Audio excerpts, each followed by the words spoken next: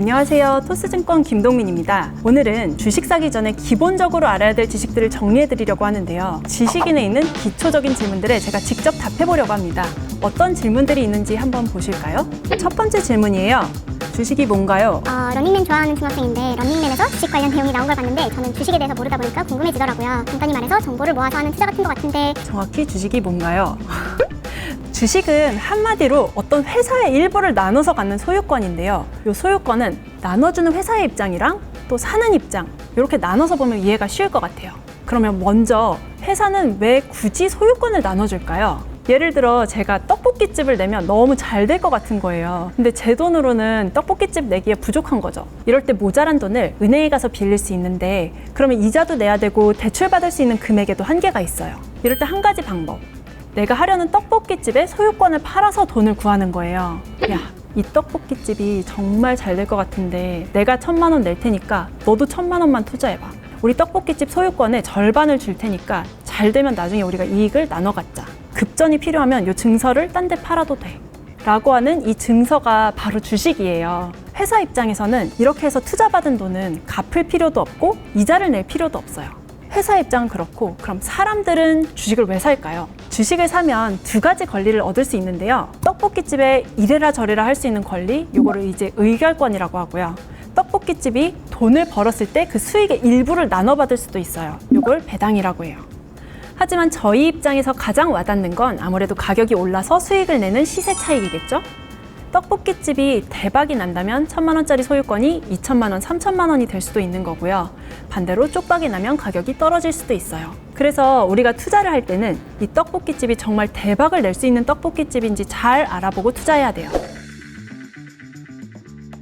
그럼 다음 질문 읽어볼게요. 코스닥, 코스피 뜻 알려주세요.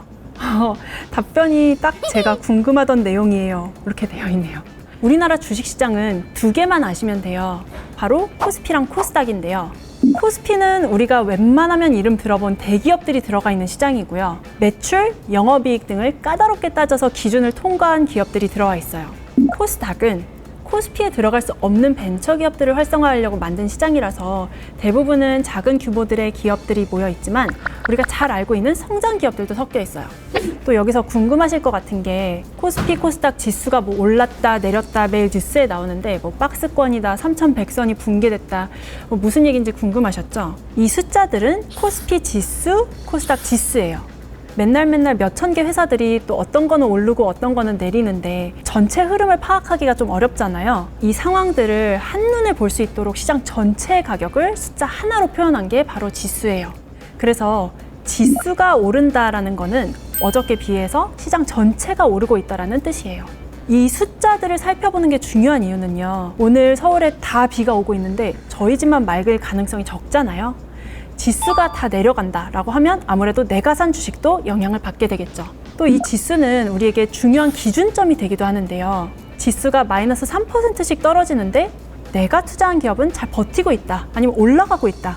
이러면 모든 경우에 그렇지는 않지만 이 기업이 잘하고 있구나라는 일종의 힌트가 될 수도 있는 거죠. 자, 그럼 다음 질문 볼게요. 삼성전자, 전자우. 삼성전자랑 삼성전자 우 중에 뭘 사야 되나요? 지금 전자우는 더 가격이 낮던데 그걸 사야 하는 건지. 우리가 주식을 살 때 이제 기업들을 쭉 훑어보잖아요. 그러면 그 중에 이름 옆에 우가 붙어 있는 게 있어요.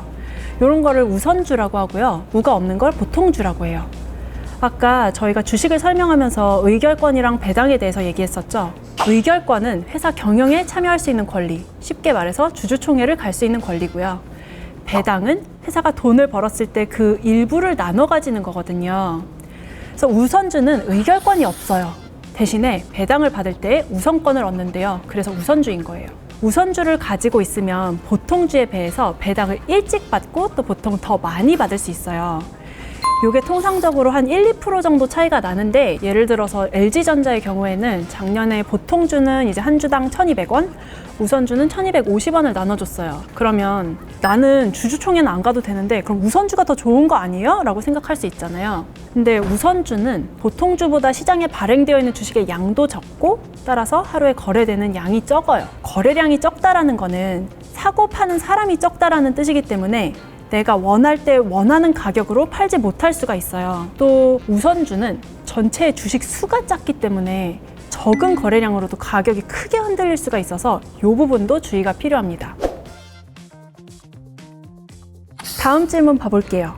이제 주식을 시작해보려고 하는 대학생입니다. 주식 가격이랑 회사 크기는 상관없는 건가요? 삼성전자가 주식 1등이라고 하던데 가격은 10만 원도 안 되고 왜 이렇게 싼 건가요?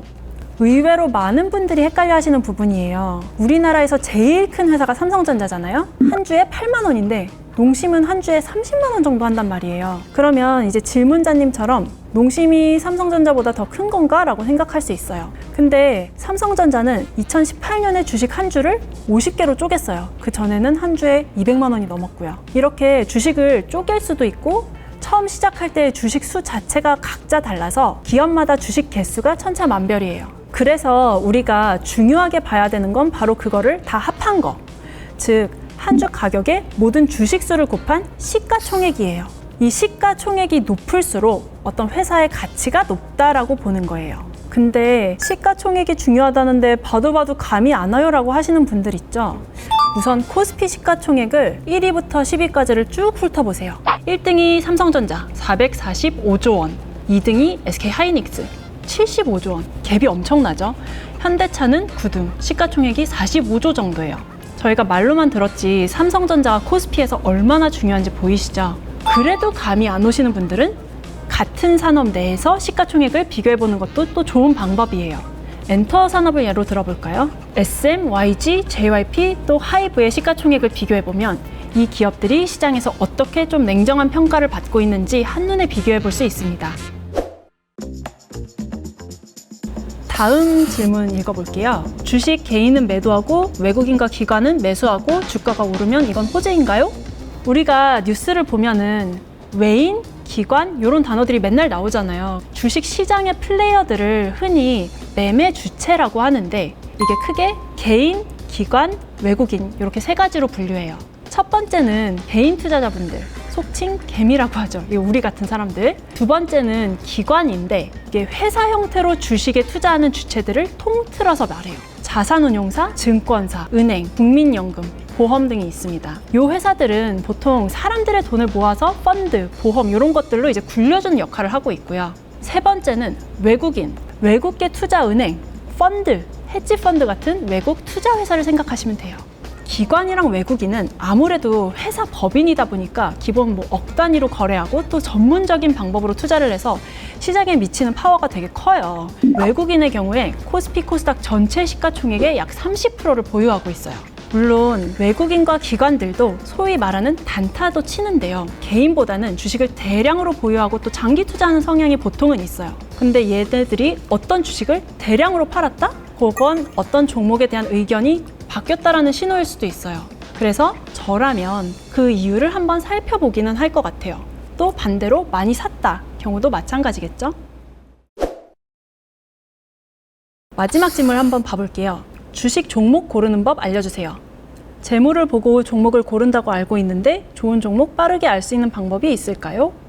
우리가 보통 실적과 재물을 보고 종목을 고른다고 하는데요. 이게 생각보다 복잡해서 재무제표편은 저희가 따로 해드리려고 하는데 오늘은 그 이전에 기초적인 데이터 딱 3가지만 얘기를 해볼게요.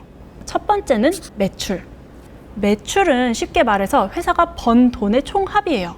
제가 이번 달에 10,000원짜리 떡볶이를 1000세트를 팔았다. 그러면 1000만 원이 제 매출인 거죠.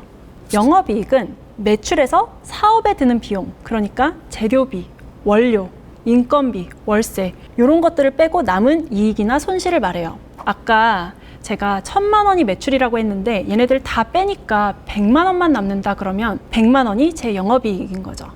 영업이익에는 단서가 하나 붙는데요. 바로 주된 사업으로 번 돈만 카운트한다는 거예요. 근데 회사를 이제 운영을 하다 보면 주력 사업 위에 다른 걸 할 수도 있잖아요. 예를 들어서 회사 돈으로 코인에 투자를 했다. 그래서 돈을 벌거나 잃을 수도 있고 또는 자회사를 냈다. 거기에서 돈이 벌리고 있을 수도 있거든요. 또 세금도 내야 되잖아요. 이렇게 회사의 영업이익에서 영업이 아닌 손익들을 빼고 세금을 뺀 거를 당기순이익이라고 합니다.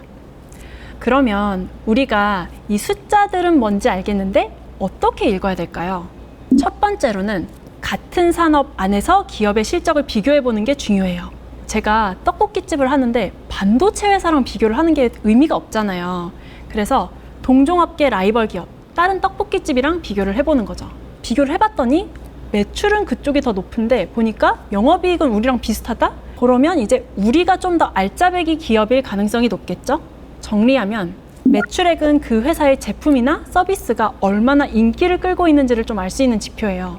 그러니까 매출액이 늘고 있다는 거는 어찌됐건 그 회사 제품을 사람들이 소비를 하고 있다는 뜻이거든요. 그래서 성장하는 기업의 경우에는 매출액이 우상향을 그리는지를 중요하게 봐야 돼요. 영업이익은 그 회사가 얼마나 안정적인지를 알려주는 지표예요. 매출이 늘고 있더라도 그 회사가 계속 적자면 유지가 힘들 수 있잖아요. 특히 어느 정도 성장을 끝낸 기업이라면 이제 영업이익을 얼마나 낼 수 있는가가 중요하겠죠? 당기순이익은 어떤 기간 동안에 실제로 돈을 얼마나 남겼는지를 알 수 있는 데이터예요. 이 당기순이익에 따라서 배당도 결정되고요. PER이랑도 연관된 수치라서 중요한데요. 이 PER 관련해서는 재무제표 편에서 저희가 조금 더 자세히 설명드릴게요. 자, 오늘 여기까지 지식인에 있는 궁금증을 직접 한번 답변 드려보았는데요. 그리고 목도 좀 쉬었는데 혹시 더 궁금한 거 있으시면 댓글 남겨주세요. 저희가 확인하고 또 다른 영상으로 찾아오도록 하겠습니다. 그럼 다음 시간에 봬요. 위기는 기회다. 안녕.